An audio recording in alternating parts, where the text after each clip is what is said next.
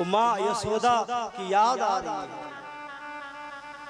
उद्धव, मैं दिल की बात बताऊं तुमसे, जब मेरी मैया देवकी 56 भोग के थाल लेकर जब आती है, उसमें मक्खन मिश्री सब रखे रहते हैं, लेकिन उस मक्खन मिश्री में वो स्वाद नहीं है जो माँ यशोदा के मक्खन मिश्री में स्वाद है। राजशाही ठाट बाट में वो आनंद नहीं है जो आनंद उस ब्रज में था।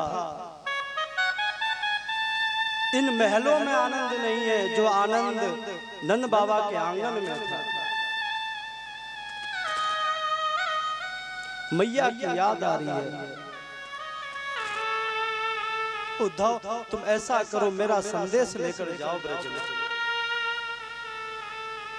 मेरा संदेश मैया तक पहुंचा देना कि कन्हैया तुम्हारे मक्खन को याद करता है, मैया तुझे याद करता है।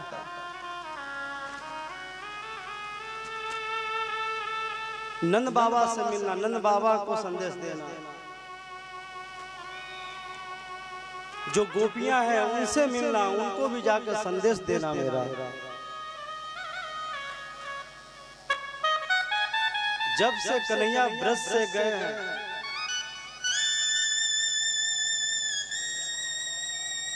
गौवें खाती नहीं,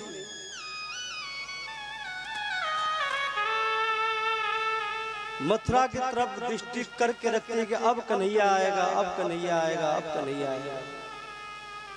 गोपियां यमुना के पास बैठ करके बाट जोती हैं कि अब कृष्ण आएगा, अब कृष्ण आएगा। जो ग्वाल बाल थे वो सब गौओं को चराने तो ले जाते, लेकिन गौवें चरती नहीं थी। गौओं के आंखों में अश्रु थे, ग्वाल बाल भी गौओं के पीछे पीछे चलते, लेकिन गौवें चरती नहीं। सब बाट जोते कि कृष्ण आएंगे, कृष्ण आएंगे, क्योंकि बोल के गए थे कि मैं तुरंत वापस आऊंगा। बोल के गए परसों आऊंगा, बीत गए वर्षों, कन्हैया नहीं आया। भगवान कृष्ण उद्धव को भेज रहे हैं, अपना रथ उद्धव को दिया, अपना पीतांबर, अपना वस्त्र उद्धव को पहनाया, अपना मुकुट उद्धव को दिया।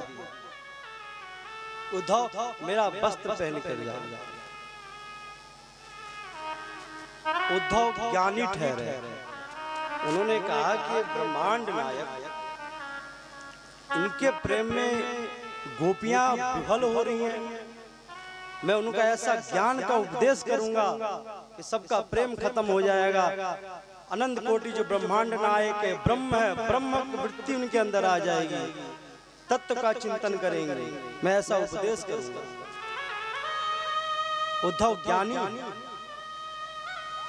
बृहस्पति के साक्षात शिष्य हैं।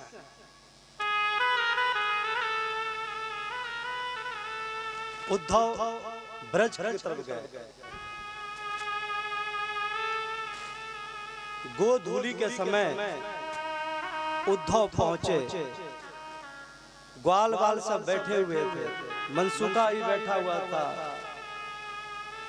सारे ग्वाल बाल दौड़ते हुए जाने लगे रथ के पास। रथ दिखाई दिया दूर से, ये तो अपना कन्हैया आ गया, कन्हैया आ गया, कन्हैया का रथ दिखाई दिया। सारे ग्वाल बाल दौड़ते वहां पहुंचने लगे। मनसुखा नहीं गया। मनसुखा गया कि मनसुखा ने सोचा कि कन्हैया आएगा तो मुझे मनाएगा, मुझे मनाएगा, मैं नहीं जाऊंगा। वो रूठ के वहीं बैठा हुआ है कि कन्हैया आएंगे तो मनाएंगे हम। बाकी सारे ग्वाल दौड़ के चले गए। जैसे समीप पहुंचे, देखे कन्हैया तो नहीं, कन्हैया तो नहीं। मनसुखा बैठे बैठे देख रहा है। मनसुखा ने सोचा अगर कन्हैया होता तो रथ से दौड़ कर मेरे पास आ जाता, लगता है कन्हैया नहीं। मनसुखा भी वहीं पहुंचा रथ के पास कि कन्हैया होता तो मुझे मनाने के लिए जरूर आता, लगता कन्हैया नहीं है, कन्हैया के रथ में कोई दूसरा है।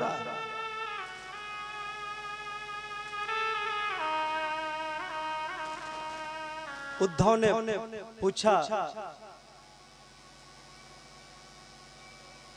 कि नंद महल कहाँ है, यशोदा मैया का घर कहाँ है। तो ग्वाल बालों ने कहा कि जो भूमि में जो ये जल दिखाई दे रहा है, कहा कि हाँ, जहाँ जल जहाँ से निकल रहा हो, जहाँ छोर है वहां पहुंच जाना, वही नंद का महल है। क्यों?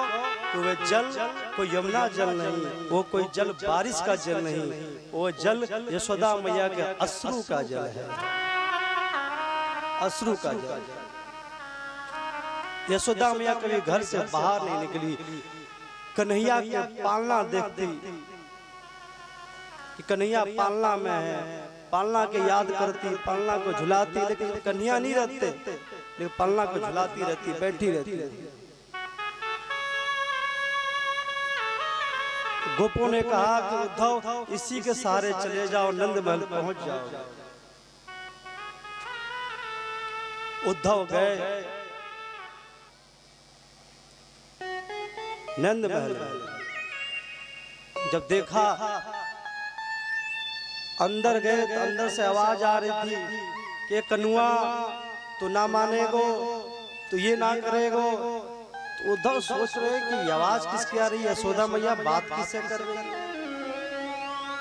जब देखा कि पालना में जो मटकी फोड़े थे वो मटकियों को देख रही है, निहार रही है। कन्हैया इन्हीं हाथों से मटकी फोड़े हैं। पालना में सोते आंगन की तरफ देखती कि कन्हैया के हाथ से एक कागा आया और माखन रोटी ले गया हाथ से।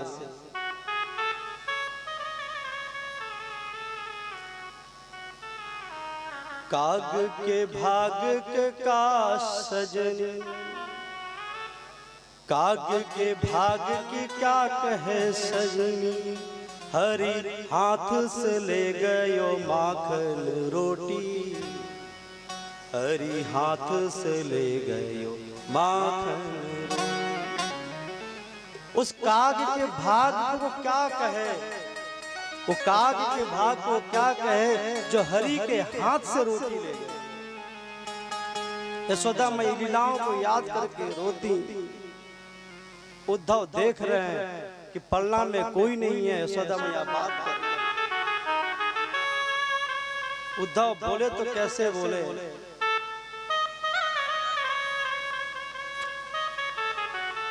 उद्धव ने कहा मैया श्रीमद् भागवत के अंदर मैया ने उद्धव से एक शब्द नहीं बोला है, एक शब्द नहीं बोला।